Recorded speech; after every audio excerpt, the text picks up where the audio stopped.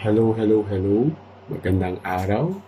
Ako nga pala si Mystico Moreno and welcome to my YouTube channel kung saan babasahan ko kayo ng Tagalog love reading for the month of February para sa lahat ng Aries. Okay, so bago ang lahat, gusto kong magpasalamat sa inyo dahil tinatangkilik nyo itong YouTube channel ko. And para sa kaalaman ng lahat, this is my first ever reading na gagawin sa YouTube. And kaya Aries ang napili ko na sign for my first ever collective reading ay dahil, well, bukod sa Aries ang first sa mga zodiac signs, ay dahil Aries din ako. So, ayan, very exciting. So, salamat, maraming salamat. Na-excite talaga ako na basahan kayo. Kasi finally talaga na push ko na rin to. Dahil matagal ko ng plano naman talaga to set up this YouTube channel. And, ayun, salamat sa universe dahil finally, yan, matutuloy na siya. And sakto dahil ngayon buwan ay buwan ng mga puso. So, saktong-sakto din ang love reading na gagawin ko for today. And just a reminder, kung hindi mag-resonate sa inyo yung reading nito, huwag niyong pilitin. Kasi it may or may not resonate sa inyo. Dahil collective reading nga ito, so may mga tao lang na pwedeng sa kanila lang mag-resonate yung reading. So take what resonates. Kung hindi talaga, ibig sabihin hindi talaga para sa inyo yung reading na ito. Abangan nyo na lang yung susunod na collective reading. And dahil nga collective reading ito, this is not your personal truth. Kaya kung gusto nyong pabasa sa akin for a personal reading, mamaya ilalagay ko sa description yung email address ko para makontak nyo ako for a personal reading para mas swak yung love reading na maririnig ninyo. Kasi yun nga, mas naka-attune na sa energy ninyo. Pero okay, without further ado, simulan na natin. Okay, so yung love reading na gagawin ko using these tarot cards and oracle cards. So this first oracle card, pupula ko ng isang card dito that would be the energy of the entire reading, the entire spread. Okay, and then this tarot deck, okay,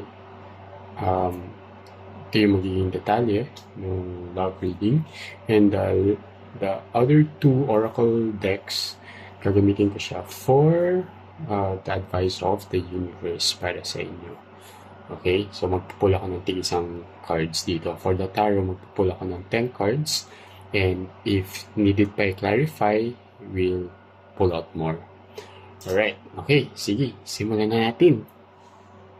Yan. So, na-pre-shuffle ko naman na itong cards. Pero, shuffle pa natin ng isang beses bago simulan. Okay. So, habang binabalasa ko to, request ko lang sana na tulungan nyo yung YouTube channel ko na mag-grow para mas marami pa akong magawang love reading para sa inyo. So, pakihit na lang ang like and subscribe to my channel. And comment din kayo sa baba if nag-resonate sa inyo yung reading na to. Okay? Pwede nyo rin i-share sa mga kakilala ng Aries para mabigyan din sila ng guidance. So again, this reading is just a guidance. Hindi naman ito yung talagang universal truth para sa inyo. Kasi nga, collective reading to.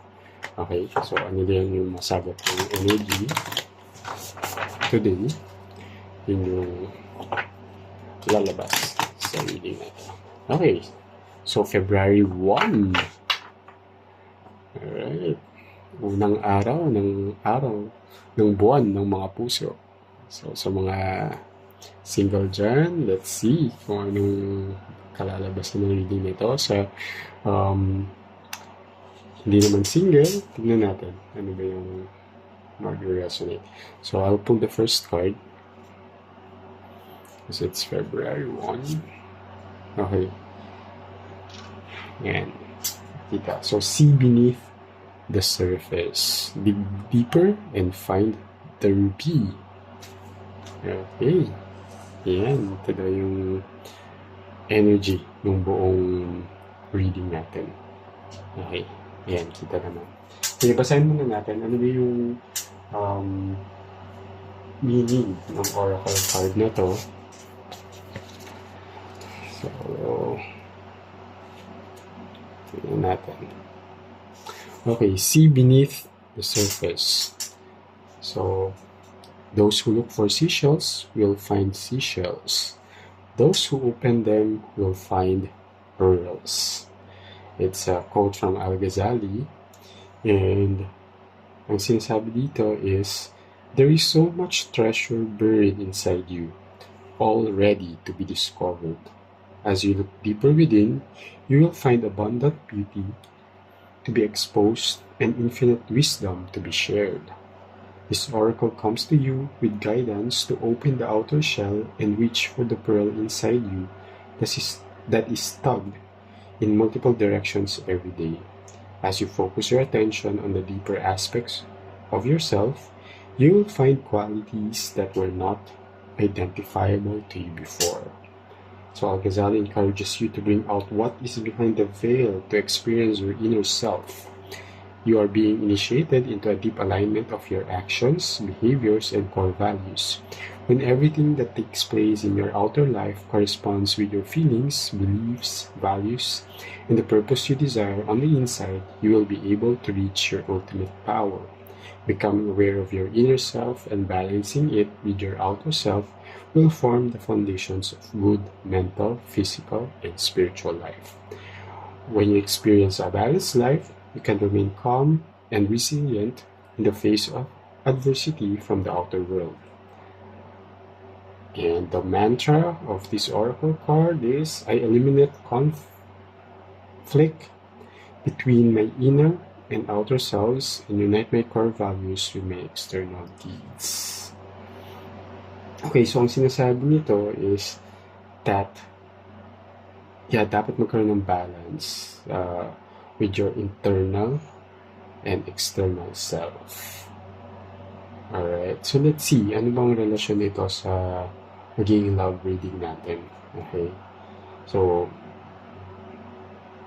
meron ka daw abundant beauty and infinite wisdom to be shared. So, sa aspeto ng pag-ibig, meron kang maitutulong sa either magiging partner mo or sa current partner mo. But let's see, tignan natin sa kalalabasan ng tarot reading. So, set aside muna natin si Oracle card. So, same, nabalasa ko na ito before, pero shuffle lang natin ulit. So again, while I'm shuffling, paki-like naman ang video na ito. Subscribe na rin kayo. And comment lang kayo sa baba if nag-resonate. Okay.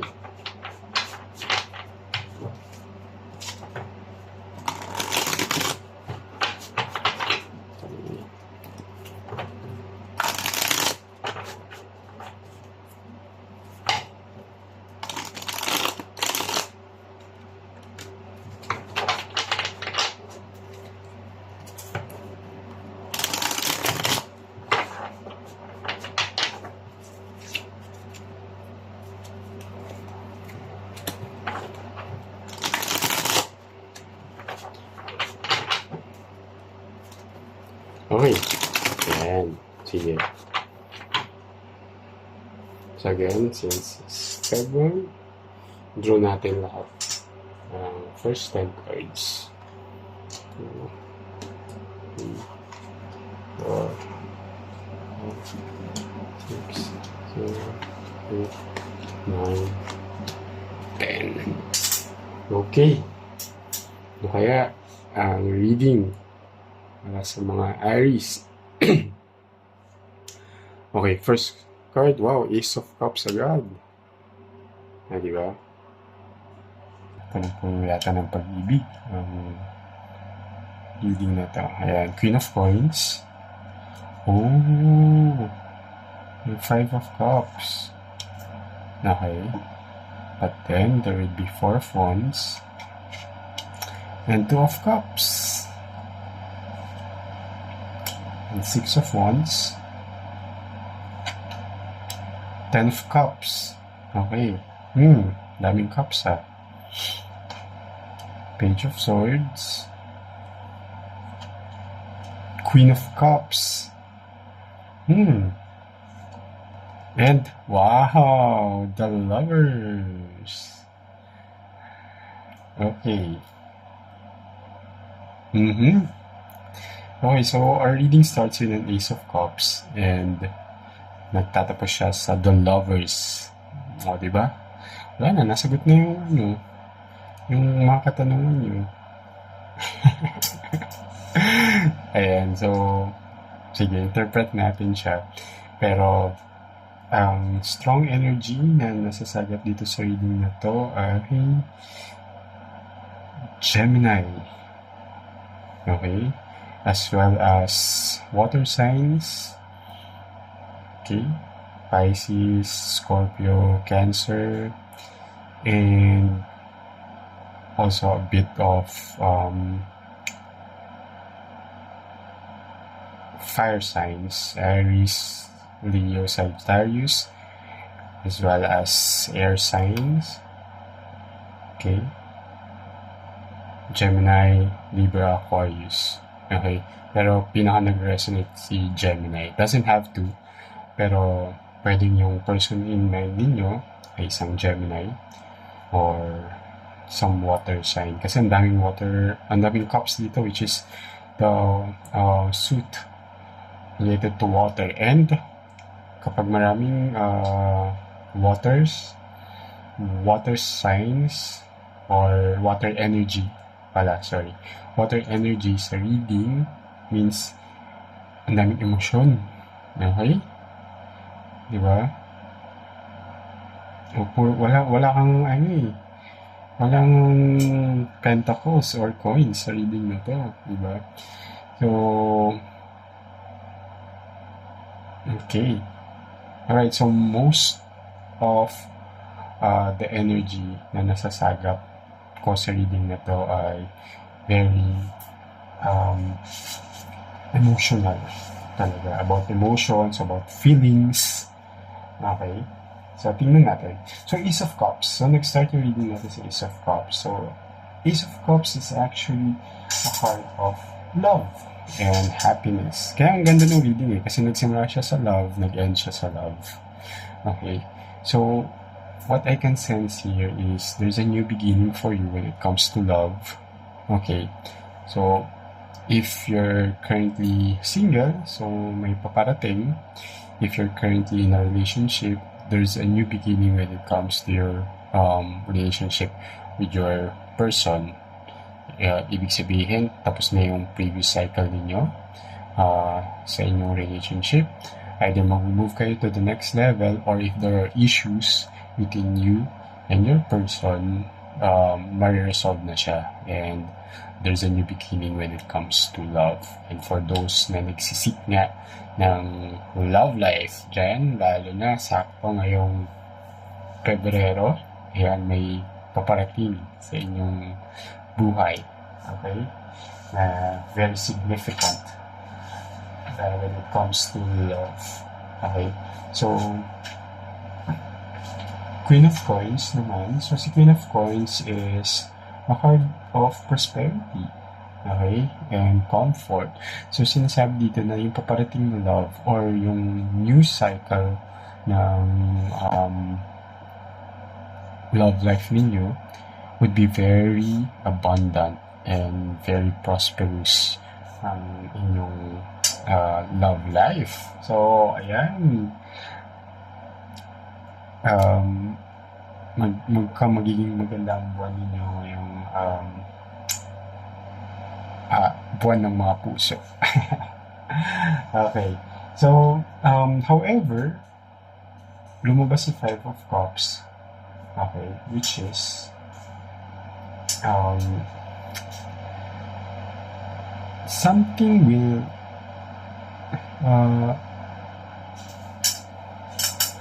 it's a card of sadness kasi si Five of Cups. But ang nasasagal kong energy dito is that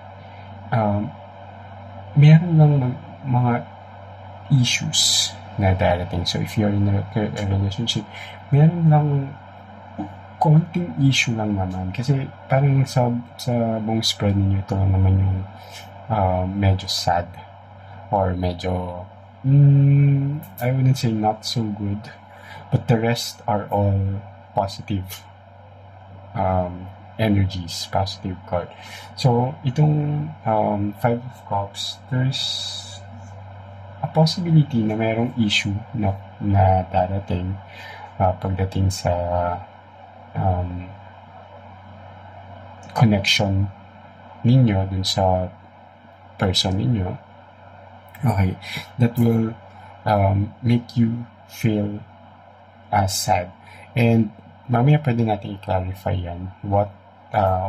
Kasi ito lang naman yung again, not so good energy. But pagdating dito, mayroong Four of Wands. So si Four of Wands is a card of celebration and reunion. So I think there will be a bit of separation konti because of minimal conflict. I don't feel big conflict between you and your person. So meron lang minimal conflict na madali namang ma-resolve. That's why kasi very abundant naman yung love na paparating or the love that you currently have with the new cycle. So, si Four of Wands is a card of reunion. So, magkakaayos naman din eventually. And then, lumabas si Two of Cups, which is a card of connection and relationships and attraction. So there's really so much love and emotions between you and your person to the point na yung minimal issue na yun, madali na siyang ma-resolve.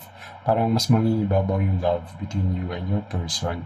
Kaya itong sadness na to parang pansamantala lang siya. Hindi siya yung pinaka parang energy for this whole reading. Okay? Kasi eventually, from Two of Cups, it would be Six of Wands, which is success, victory, diba?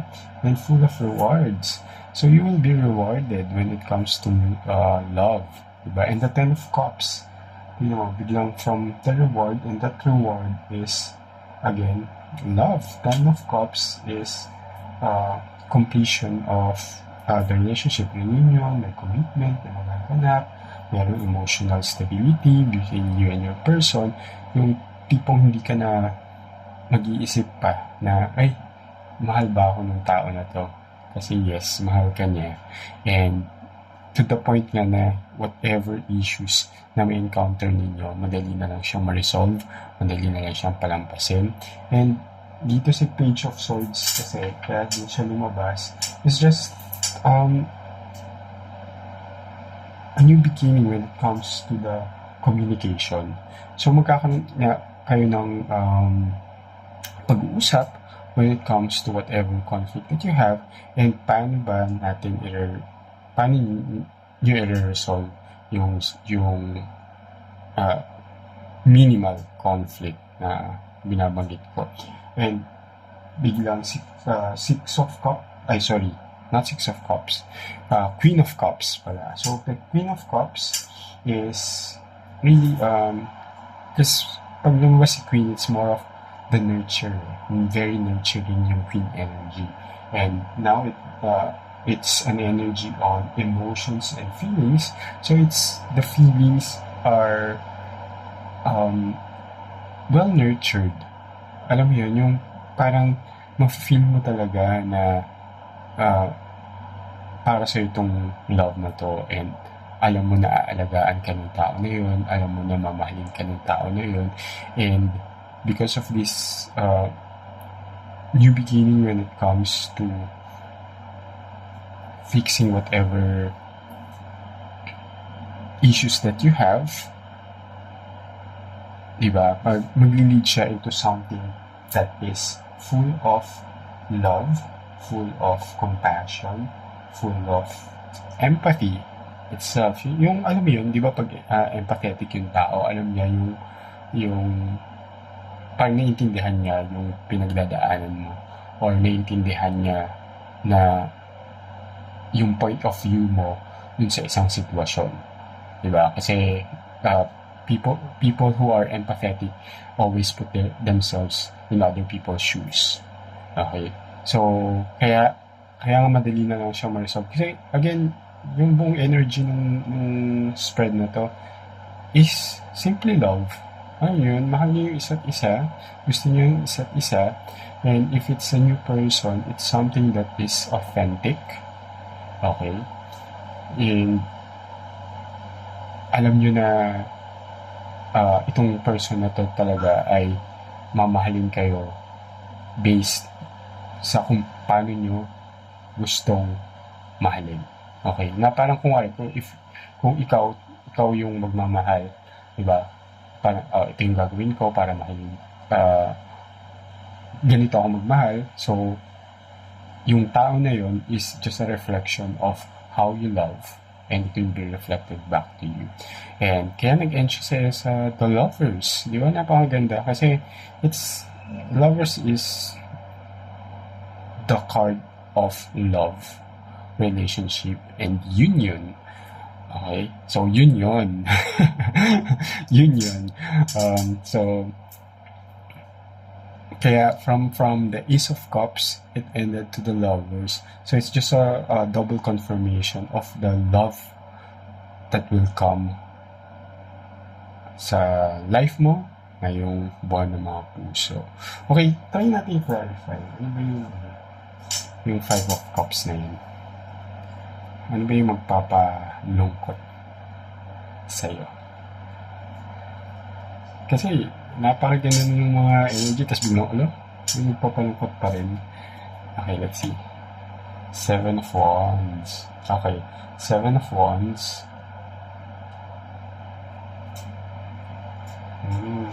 So Seven of Wands is a card of challenges and something, not something, but someone that is very protective. Okay?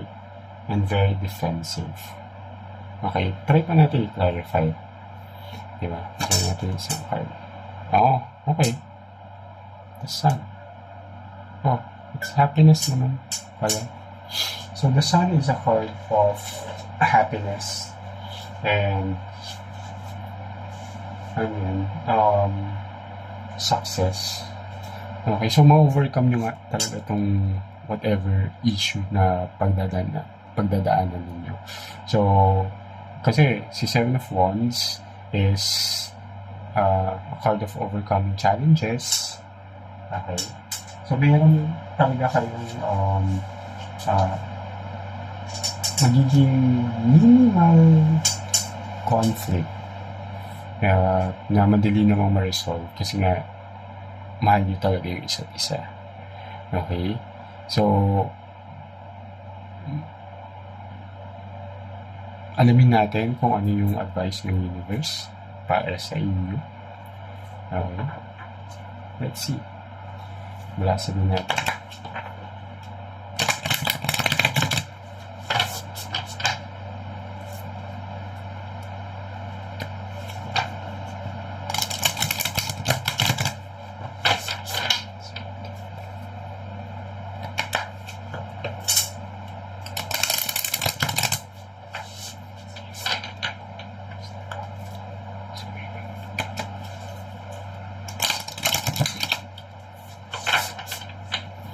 Sige.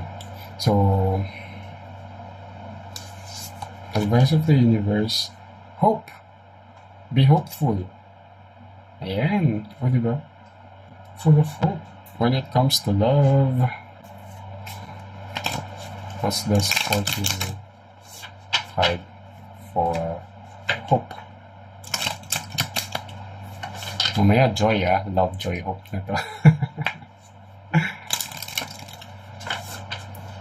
Ano natin? Baka magbilang ang hell ako. Okay. So, habang binabasa ko to again, please like, share, subscribe to my channel, and comment lang kayo sa baba kung nag-resonate ang reading na to. Try kong i-summarize mamaya. Pag pagkatapos nito, basil. Okay, hindi kita. But, yan, yung card, basil. So, si basil, it's a card of, tingnan natin.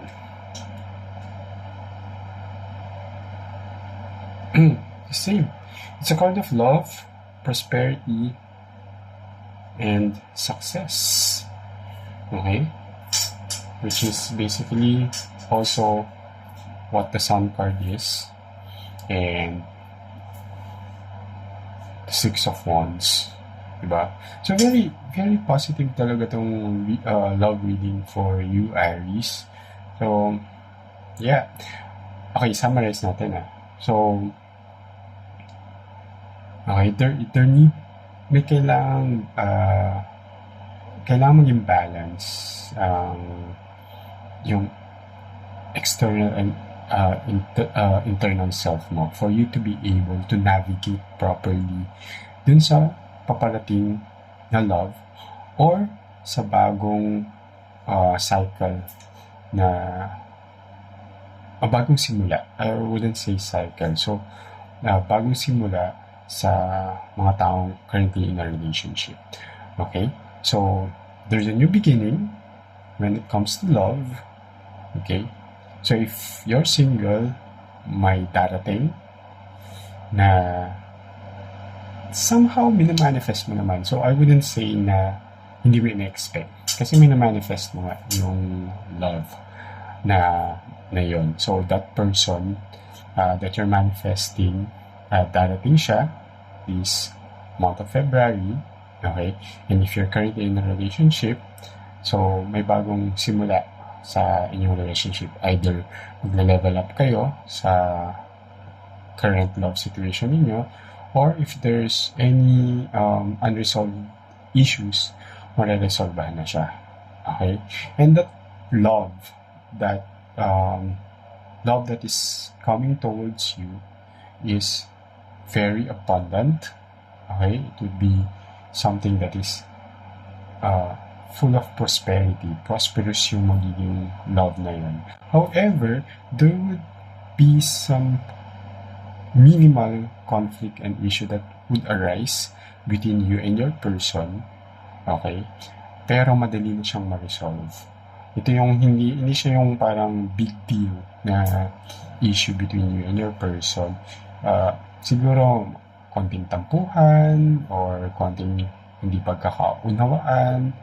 Okay, pero yung mga ganung konti is madali naman nga siyang maayos, which actually shows in the Four of Wands. So si Four of Wands is a card of celebration and reunion. So again, after that minimal conflict and issue, ma-resolve niyo siya, so magkakaayos kayo. Okay, and na-confirm naman din siya nung Seven of Wands and the Sun, which is card of overcoming challenges and a card of happiness and success. Okay, and then the Two of Cups is a card of reunion, relationships, connection, and attraction. So there's really so much love between you and this person na, alam mo yun, parang ang hirap nyo ng paghiwalayin dalawa. Okay, yung connection ninyo is like a match made in heaven, di ba? Then, the Six of Wands is a card of victory and success, leading to the Ten of Cups, which is the completion, or when it comes to love, okay, and romance. All right. So again, it's another card of reunion. So pero dito, ito na yung completion na parang okay, dito nagkaayos kayo. Dito talagang okay na kayo together. All right. And then there would be moving forward again sa new beginning ninyo after whatever that happened between you and your person. Okay, there will be so much love and nurturing energy sa ipapakita na pagmamahal ng tao na yun sa inyo. Okay? Kasi very overflowing na of emotions and feelings itong spread na ito. And it ends with a confirmation when it comes to love and relationship. And the lovers, this card is at parang sinisil na niya itong reading na to na yes, there will be love, it's coming, and it's very, very, very abundant. Okay, sobrang daming pagmamahal ang marireceive ninyo ngayong buwan ng Pebrero. And the advice of the universe is keep hoping, alright? Keep your hopes high, parang ganun. So keep your hopes high when it comes to love, okay? And the card Basil also double confirms the love energy of this spread, okay? And again, balik tayo sa oracle card, wherein again it says here that there should always be balance in everything, diba?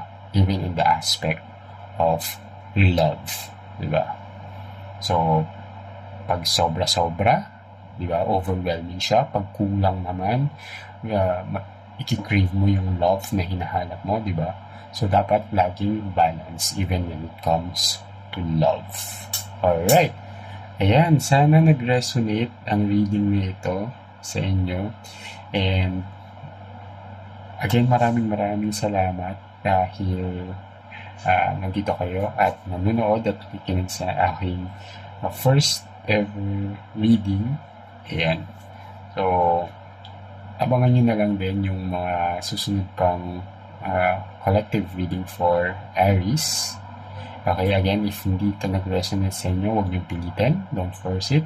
It only means na hindi energy ninyo yung nasagap for this collective reading. However, if you want a personal reading, pwede. Iwan ko yung email address ko sa baba para makontak ninyo ako, and doon usap tayo how we